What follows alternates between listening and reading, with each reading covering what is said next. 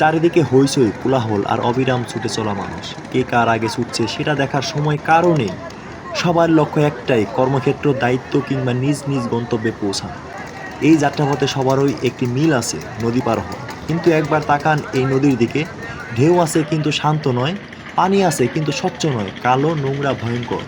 নৌকাগুলো হেলে দুলে চলছে, মনে হচ্ছে যে কোনো সময় উল্টে যেতে পারে। তবুও নৌকার মাঝিরা চেষ্টা করছে, কে কার আগে নদী পার হবে, কি আগে গিয়ে আবার সিরিয়ালে দাঁড়াতে পারবে। হ্যাঁ বন্ধুরা, আমি বলছিলাম বুড়িগঙ্গা নদীর কথা। সদরঘাট এলাকার প্রতিদিনের জীবনচিত্র এটাই এখানে স্বাভাবিক।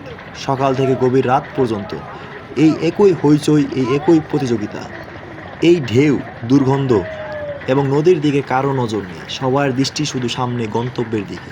কিন্তু কল্পনা করুন, যদি কোনো নতুন মানুষ প্রথমবার এখানে আসে, গ্রাম কিংবা অন্য কোনো শান্ত শহর থেকে, তাহলে তার চোখে এই দৃশ্য কেমন লাগবে? সে হয়তো থমকে যাবে, ভাববে, আমি কোথায় এলাম? চারদিকে পচা আবর্জনার দুর্গন্ধ। নদীর পানি কালো কেন? নদীর পানি তো স্বচ্ছ হওয়ার কথা, টলটলে ঝলমলে হওয়ার কথা। তার মনে পড়বে নিজের গ্রাম, সবুজ মাঠ, খোলা আকাশ, নির্মল নদী, বিশুদ্ধ বাতাস। মনে হবে এই কোলাহলময় নগরের চেয়ে সেই মাটির গ্রামই তো ছিল স্বর্গ। তবু মানুষ গ্রাম ছেড়ে শহরে আসে, কারণ জীবিকা নির্বাহের জন্য, কারণ বেঁচে থাকার তাগিদ, কাজের সময়ে পৌঁছানোর তাড়না। এই তারার মাঝেই মানুষ প্রতিদিন ঝুঁকি নিয়ে নদী পার হয়, কোনো লাইফ জ্যাকেট ছাড়াই, কোনো নিরাপত্তা ছাড়াই। একদিকে বড় বড় লঞ্চ, স্টিমার, বালু বোঝায় বাল্ক হেড, নদী দাপিয়ে বেড়াচ্ছে অবাধে।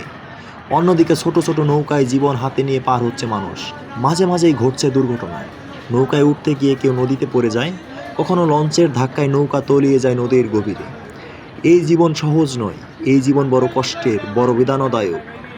এটাই ঢাকা শহরের একটি প্রতিদিনের বাস্তব চিত্র, যেটা আমরা অভ্যাসে আর দেখি না, কিন্তু যা প্রতিদিন অসংখ্য জীবনের গল্প লিখে যায়।